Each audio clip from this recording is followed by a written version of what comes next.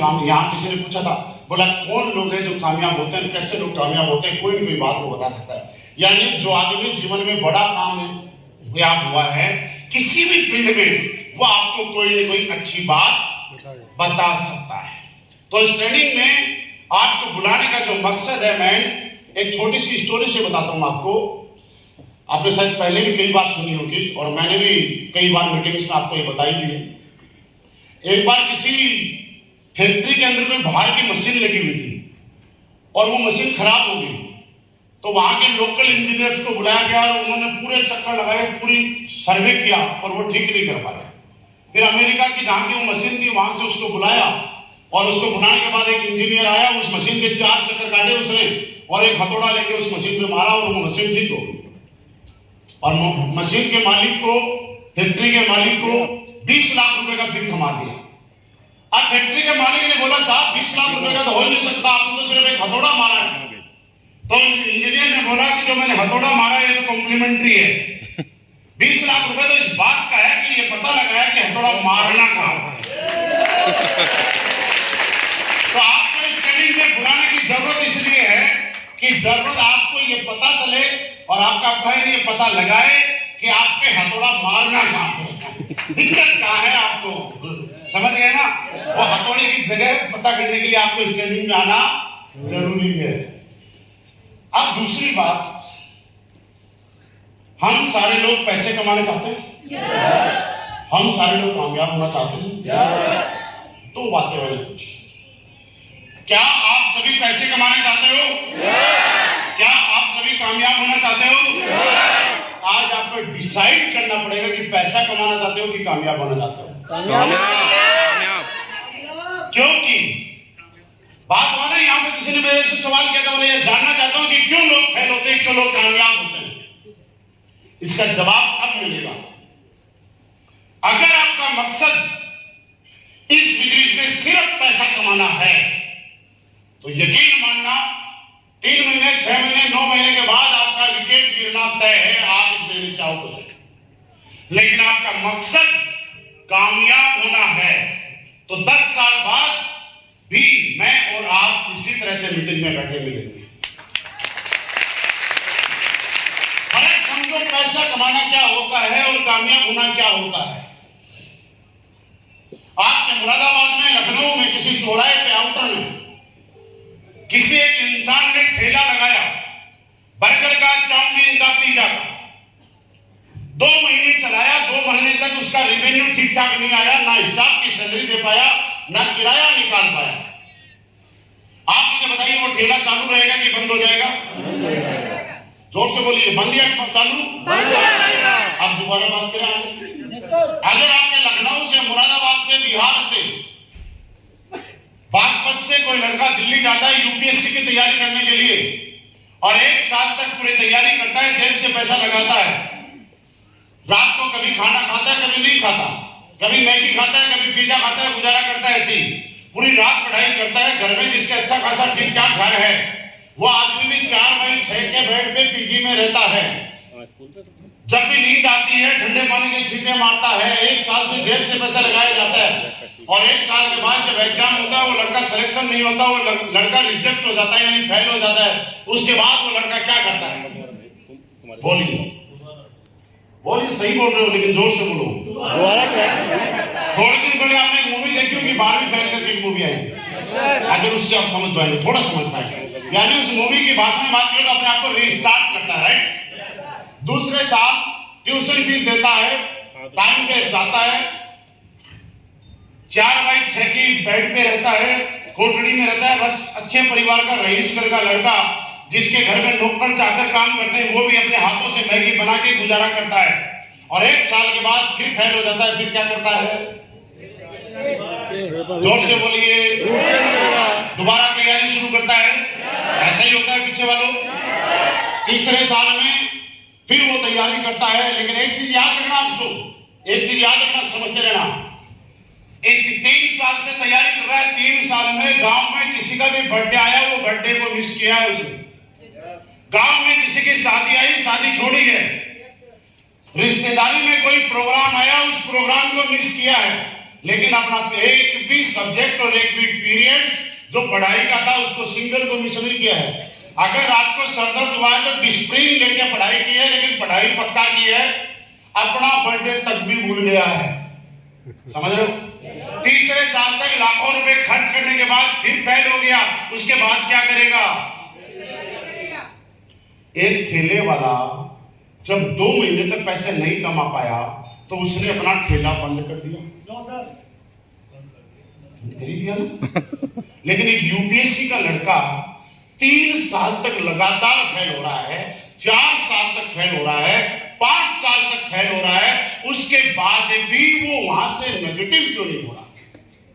उम्मीद लगा continuously sir वो सीख रहा है कंटिन्यूअसली, उसको कामयाब होना है, उसका विजन क्लियर है। समझ में आया? उसके बाद 5-6 साल में उस लड़के को, यहां तक कि उसके घर वालों ने भी डिमोटिवेट किया होगा कि बेटा 10-15 लाख लोग परीक्षा देते हैं हर साल, मुश्किल से 500-700 हजार लोगों का सिलेक्शन होता है, तेरा नंबर इतनी आसानी से नहीं आने वाला। फिर भी उसको सुना ही थी किसी की बात। उसके बाद उसके गांव, परिवार, रिश्तेदार सबने ताने मारे, बेटा 6 साल से धक्के खा रहा है। किसी की बात सुनी उसने? क्यों नहीं सुनी? समझो, क्योंकि ठेला लगाने वाला पैसा कमाने के लिए और अपना परिवार चलाने के लिए ठेला लगाया था। समझना बात? पैसा कमाने के लिए और परिवार चलाने के लिए, परिवार का गुजारा करने के लिए ठेला लगाया था। लेकिन वो लड़का यूपीएससी वाला परिवार चलाने के लिए नहीं, अपने परिवार का इतिहास बनाने के लिए, अपने आप को ब्रांड बनाने के लिए, अपनी पहचान बनाने की लड़ाई लड़ रहा है। इसलिए 6 साल तक फेल होने के बाद, लाखों रुपए जेब से लगने के बाद वो कभी नेगेटिव नहीं होता है। आज सवाल ये है कि आपका माइंड सेट इस बिजनेस को लेके पैसा कमाना है या कामयाब होना है। अब जिनका पैसा कमाने का माइंड सेट है उनकी विशेषता बता दूं मैं, आप कहो तो बताऊं। 3 महीने 4 महीने से किसी लड़के ने ज्वाइन किया और ज्वाइन करने के बाद काम नहीं कर रहा, उसका अपलाइन उसके पास जाता है, जाने के बाद अपलाइन को बोलता है सर ज्वाइनिंग के 16,000 रुपए लगाए। पिछली बार मुरादाबाद में 10 कदम में गया तो 5,000 रुपए लगे, अभी तक मेरा पहला लेवल हुआ है, सिर्फ 2500 रुपए हैं, लग गए सर मेरे 25,000, 3 महीने में आए 2500 रुपए। ऐसा बिजनेस करने का क्या फायदा? यहां बात कामयाबी की चल रही है कि पैसे की चल रही है? नहीं, वो जो लड़का और अपलाइन के बीच में पैसे की बात चल रही है ना, उसके आगे चलते हैं। आप में से कई लोग ऐसे होंगे जो 6-8 महीने से बिजनेस को कर रहे हैं और अपलाइन जाके उसको समझाता है चल एसओएस में, चल आईजी स्टेडियम, ताल कटोरा चल, तो बोलता है सर आपके कहने से मैं ताल कटोरा में गया, आईजी स्टेडियम में गया, मैं 10 कदम में गया, एसओएस में गया, 16,000 रुपए ज्वाइनिंग कराने के लगे, 6 महीने में मेरा सिल्वर हुआ है, कमाए 10,000, लगाए 60,000। ऐसा बिजनेस मैं नहीं कर सकता। ये कन्वर्सेशन जो है कामयाबी की है कि पैसे की है? पैसे की कन्वर्सेशन है। अच्छा, कई हमारे यहां तक एमरल्ड बनने के बाद भी कई लोग 1 साल में एमरल्ड बन गए, फिर ढीला ढाला पड़ के घर पे पड़ गया। अपलाइन जाके उसको मोटिवेट करना चाह रहे हैं, रामेंद्र जी मोटिवेट कर रहे हैं कि भाई साहब करो, एमरल्ड बन गए, 5 लेवल हो गए, 13 लेवल और बचे हैं। बोलता है सर 1 साल से काम कर रहा हूं, जैसा जैसा आपने बताया वैसा वैसा किया, आपकी कोई बात मैंने मिस नहीं करी, कभी कोई बात गिराई नहीं। 1 साल में 1 लाख रुपए कमाया, 1.5 लाख रुपए का खर्चा हो गया। जिस काम को करके सर 1 साल भी दिया मैंने और 1.5 लाख रुपए कर्जा भी हो गया, तो ऐसे बिजनेस को करने का क्या फायदा? ऐसे मिलते हैं ना, ऐसे मिलते हैं ना आप लोगों को। मुझे बताइए कन्वर्सेशन पैसे कमाने की बात को लेके हो रही है या कामयाबी को लेके हो रही है? अब आप मुझे बताओ, जिस आदमी का माइंड सेट पैसे कमाने का है, जिस आदमी की बातें ही पैसे कमाने को लेके हो रही हैं, क्या वो कभी कामयाब हो सकता है क्या? यानी कि अगर आपको कामयाब होना है तो आपका माइंड सेट आज कामयाबी वाला होना चाहिए, पैसे कमाने वाला माइंड सेट नहीं होना चाहिए। ध्यान से समझो क्यों मैं बोल रहा हूं ये बात, क्योंकि दुनिया के हर कामयाब आदमी के पास पैसा है, हर कामयाब आदमी के पास पैसा है दोस्त, लेकिन हर पैसे वाले को आप कामयाब नहीं बोल सकते। कामयाबी और पैसा, आज हिंदुस्तान के बड़े बड़े उद्योगपति, बड़े बड़े सेलिब्रिटी, जिनसे ज्यादा पैसे देश विदेश के कई माफियाओं के पास है, जिन्होंने लोगों के प्लॉट पे कब्जा किया, जमीन पे कब्जा किया, फिरौती मांगी, कुछ और किया, उनके पास में है या नहीं है? लेकिन अब एक माँ, एक पापा अपने बेटे को विराट कोहली, महेंद्र सिंह धोनी जैसा तो बनाना चाहती है, लेकिन क्या कोई माँ बाप कभी अपने बच्चे को माफिया जैसा बनाना चाहता है? no. कभी किसी ने बोला कि बेटा इस माफिया के पास बहुत पैसे है, तुम भी इसके जैसा बन के दिखा। यानी कि पैसे वाला किसी का आइडियल नहीं हो सकता। कामयाब आदमी के पास भले ही 2 रुपए कम हो, लेकिन वो लोगों का आइडियल हो सकता है। लोग उसको अपना आदर्श मानते हैं, लोग उसके पच्चीनों पे चलना चाहते हैं, लोग उसके जैसा बनना चाहते हैं। तो आप कामयाब होने के लिए तैयार हो? आज आपको माइंड सेट करना पड़ेगा 5 साल। 5 साल का माइंड सेट करना पड़ेगा अगर कामयाब होना चाहते हो। तो पहली बात ये समझ लो, बात ही हम यही करेंगे कि क्यों कामयाब होते हैं, क्यों फेल होते हैं, क्यों कामयाब होते हैं, क्यों फेल होते हैं। इस बात पे ही हमारा सब्जेक्ट रहेगा आज। आपको और गहराई में लेके जाता हूं। आपके पास का कोई राजनेता, कोई लड़का 25 साल की उम्र में राजनीति करने के लिए उतरता है और उसका ड्रीम होता है कि मैं नेता बनूंगा। आज उसको थोड़ा सा समझाता हूं क्या करता है। 25 साल की उम्र में एक लड़का राजनीति में उतरता है, 5 साल तक अपने सारे काम छोड़ के, घर बार छोड़ के, अपने इलाके में अगर किसी की शादी होती है लड़की तो कन्यादान देने जाता है, ईशन हो। अगर किसी की डेथ होगी तो 3री या 13वीं में जाता है, ईशन हो। अगर गांव में 2 पक्षों में झगड़ा हो गया तो समझौता कराने जाता है। किसी का पुलिस केस हो गया तो थाने पे खड़ा मिलता है। सुबह 5 बजे से लेकर रात को 11 बजे तक उसके घर पे चाय का पतीला चढ़ा रहता है। अगर उसके घर में कोई चाय के टाइम पे आ गया तो चाय पिलाता है, ब्रेकफास्ट के टाइम पे आ गया तो ब्रेकफास्ट, खाने के टाइम पे आ गया तो खाना खिलाता है। होता है कि नहीं होता? 5 साल तक अपने बीवी बच्चों को टाइम नहीं देता, लेकिन अपने इलाके के लोगों को पक्का टाइम देता है। दोस्त, 5 साल के बाद जब पार्टी टिकट देती है तो उसको टिकट नहीं मिलता है, किसी दूसरे को टिकट मिल जाता है। लेकिन वो लड़का फिर क्या करता है? फिर वही काम करता है। 5 साल तक अपने इलाके में जाता है, लड़ाई झगड़े खत्म करवाता है, खाना पीना खा जाता है लोगों के घरों में। 2 बजे सोता है, लेकिन 4 बजे अगर कोई आ गया उसके घर पे तो 4 बजे भी उठ के अपने बीवी बच्चों से भले ही ना मिले, लेकिन गांव के लोगों से पक्का मिलता है। कितने साल हो गए? 10 साल हो गए। 10 साल के बाद पार्टी ने उसको टिकट दिया, पूरी मेहनत की, 5 साल फिर और करोड़ों रुपए चुनाव में लगे, लेकिन सारे तो नहीं जीतते। हुआ क्या? हार गया। लेकिन एक नेता हार गया, दूसरी पार्टी से आ रहा, उसके बाद क्या करता है? फिर वो सुबह से लेकर शाम तक अपने इलाके में घूमता है। आप समझना इस बारे में, वो जब उस इलाके में घूमता है, फॉर्च्यूनर के टायर खुद की गाड़ी के घिसता है, तेल खुद के अकाउंट से डलवाता है, ड्राइवर को सैलरी खुद देता है, गार्ड को सैलरी खुद देता है। गांव में किसी के पास थोड़ा बहुत खर्चा करना पड़े तो जेब से करता है, और 5 साल तक दोबारा तैयारी करता है नेताजी बनने के लिए। ऐसा ही करता है। कितने साल हो गए? 20 साल हो गए। फिर पार्टी ने टिकट दिया। 20 साल के बाद फिर चुनाव प्रचार में उतरा, करोड़ों रुपए चुनाव में लग गए, आपको मालूम है, लगते ही हैं। और इस बार जीत गया।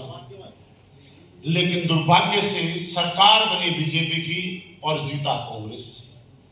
जीता कांग्रेस वो बीजेपी से और सरकार बन गई कांग्रेस की। तो क्या उस विधायक जी की कोई वैल्यू है? लेकिन 5 साल फिर क्या करता है? वही काम करता है, बिना पावर के, बिना जेब के, बिना पैसे के। घर में जो भी आता है, किसी भी टाइम आ जाओ, सबको खाना खिलाता है। कोई कितना ही जोर से बोल जाओ, सबकी बातें सुनता है। ऐसे ही करते हैं। फिर 5 साल बाद फिर चुनाव लड़ता है, करोड़ों रुपए लगाता है। इस बार क्या होता है कि जिस पार्टी से जीता उसी पार्टी की सरकार बन गई। लेकिन साल कितने हो गए भाई साहब को? 25 साल हो गए। किस उम्र में राजनीति में आने की सोची थी? 25 साल की उम्र में, राइट? समझना बात को थोड़ा ध्यान से। सरकार बन गई उसी की पार्टी की, उसका काम ठीक था, इसलिए उसको मंत्री बना दिया गया। मेरे दोस्त, एक राजनेता का 25 साल का पेशेंस कैसे डेवलप हुआ? क्योंकि वो जानता था भले ही मैं 25 साल के बाद या 30 साल बाद लगातार मेहनत करूंगा, लेकिन अगर एक बार मंत्री पद मिल गया तो 25 साल का सारा कष्ट 5 साल में खत्म कर दूंगा, और खत्म कर भी देता है। 25 साल में जितना पैसा लगाया उससे कई गुना पैसा 5 साल में रिकवर कर देता है। सब होता है, लेकिन समझना इस बात, एसेंस कितने साल का डेवलप किया। 25 साल तक कोई आदमी उसको नेगेटिव कर पाया? 25 साल तक जेब से पैसा लगाया, कई गाड़ियां बदल गई, खुद के जेब से पैसे से खरीदी, तेल खुद डाला, सैलरी अपने स्टाफ को खुद दी, घर पे चाय अपने जेब से खिलाई, सब कुछ किया 30 साल। और सबसे बड़ी बात पता है क्या इन्वेस्ट किया? 25 साल की उम्र में जब वो लड़का जवान हुआ था तब वो राजनीति में एंट्री मारी। 50 साल की उम्र में जब बुढ़ापे में एंट्री कर रहा है तब जाके उसके नाम के आगे मंत्री नाम लगा। मेरे दोस्त, इस मंत्री पद को पाने के लिए एक लड़के ने पूरी जवानी खपा दी। जिस जवानी में वो विदेश घूम सकता था वो गांव के टीलों पे घुमा करता था। जिस जवानी के अंदर वो क्लब में जा सकता था, शौक मौज कर सकता था, उस टाइम वो गांव के झगड़े सुलझा रहा था। मेरे दोस्त, हम लोग कामयाब तो होना चाहते हैं, लेकिन कामयाब लोगों का स्ट्रगल और उनकी जीवनी देखने की कोशिश करें। एक मिडिल क्लास और गरीब आदमी की सबसे बड़ी प्रॉब्लम क्या है, मैं समझाता हूं आज आपको।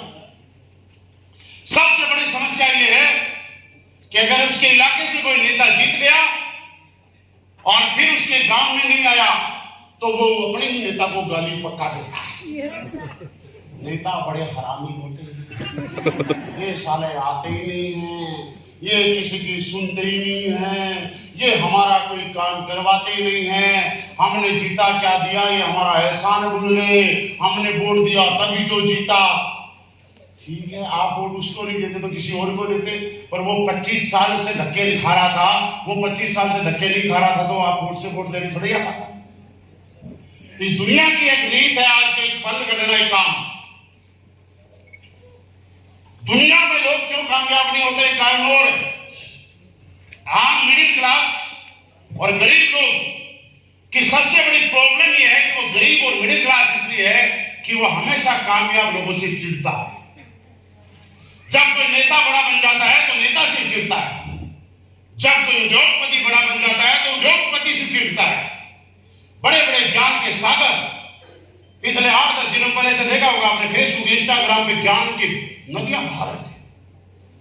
अंबानी ने अपने बेटे की शादी में इतना पैसा क्यों खर्च किया? अगर इतना पैसा खर्च करता 5,000 करोड़ तो पूरे गांव के हर गांव में स्कूल बनवा देता।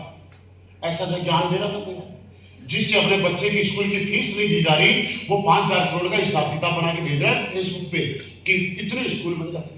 इतना पैसा गरीबों में बांट देता, पता नहीं कितने गरीबों का उद्धार हो जाता। इतने पैसा धर्म में लगा देता, अनाथ आश्रम में लगा देता, वो लंगर लगा देता, खाने पीने की सुविधा करा देता। इतने पैसे पानी की तरह बहा दिए। मेरे दोस्त, ये लोग वो हैं जो अमीर लोगों से चिढ़ते। क्यों नहीं लगाए वही 5,000 करोड़ रुपए? वो अपने बेटे की अच्छी शादी करने के लिए ही वो इतनी मेहनत करता है, और आप में से हर आदमी ये चाहता है कि अपनी बेटी और बेटे की शादी गांव की सबसे अच्छी शादी करूं। कौन नहीं चाहता बताओ आप में से? तो फिर गांव को चिढ़ने की जरूरत क्या है? यानी कि मेरा कहने का मतलब यह है, तीसरी बात हमारे बिजनेस में, आपने और आपके अपलाइन ने कभी एक साथ ज्वाइन किया था। आपके अपलाइन का रैंक हो गया टोपाज, रूबी, स्टार, सफायर, और आप अभी गोल्ड पे, प्लेटिनियम, एमराल्ड पे, तो वो प्लेटिनियम खाम में खा ही अपने रूबी, स्टार अपलाइन से चिढ़ने लग जाता है। हमने ज्वाइन तो साथ ही किया था, हमने टीम बनाई, हमने प्लान किए, हमने फॉलो किए, तब जाके हमारे अपरायण का सफायर रैंक हो गया। और आजकल तो हम बुलाते बुलाते थक जाते हैं, फिर भी अपरायण हमारी मीटिंग करने नहीं आता। बोलो, आपके नेटवर्क में होता है ऐसा? अगर आप जीवन में कामयाब होना चाहते हो तो एक चीज और याद रखना, कभी भी सफल लोगों से और अपने से आगे वाले लोगों से कभी चिढ़ना मत। उनकी कामयाबी को देख के खुश हुआ करो, क्योंकि मेरे दोस्त, किसी आदमी से आप नहीं चिढ़ रहे हो। अगर अंबानी आप जैसा ही होता तो ना मैं चिढ़ता ना आप चिढ़ते। अगर कोई बड़ा नेता हार जाता तो ना आप चिढ़ते ना मैं चिढ़ता। और अगर आपका अपरायण अब तक सफायर नहीं बनता तो ना आप उससे चिढ़ते ना कोई और चिढ़ता। इसका मतलब आप अपने अपरायण से नहीं चिढ़ रहे हैं, आप किसी भी सफल आदमी की सफलता से चिढ़ रहे हैं। और सफलता से जो चिढ़ता है उसके पास सफलता कभी आ नहीं सकती, क्योंकि वो तो वैसे ही उससे चिढ़ रहा है। आप एक चीज समझ लो, कोई भी आदमी सफलता में, रेट में, पैसे में, नाम में, कद में, पद में आपसे, जब भी किसी भी प्रोफेशन में आपसे आगे, किसी भी, चाहे वो क्रिकेट में है, एक्टर है, बिजनेसमैन है, दुकानदार है, आप सबका रिगार्ड और सबकी रेस्पेक्ट करना शुरू करो। क्योंकि आप आदमी की रेस्पेक्ट नहीं कर रहे हो, आप उसके कद और उसके पद और उसके वर्चस्व की रेस्पेक्ट कर रहे हो, तब वो चीज आपके पास आती है। दूसरी बात, यहां पे हम लोग सोचते हैं कि 35 साल के लिए एक नेता पूरी जवानी खपा दी और उसने पैसे डेवलप किया, लगातार खर्चा किया। हम लोग कितने साल के पैसे इसके लिए बात कर रहे हैं? 5 साल। 5 साल के लिए। क्या लगता है 5 साल के पीरियड में कई और लोग नेता बनने की चाह रख के आए थे कि नहीं आए थे? क्या ये 6 साल के पीरियड में कई और लोग आईएएस आईपीएस बनने की चाहत रख के यूपीएससी की तैयारी कर रहे थे कि नहीं कर रहे थे? लेकिन फिर कुछ लोग आउट क्यों हो गए? क्योंकि वो उतना पैसे डेवलप नहीं कर। तो आज मेरा समझाने का मकसद ये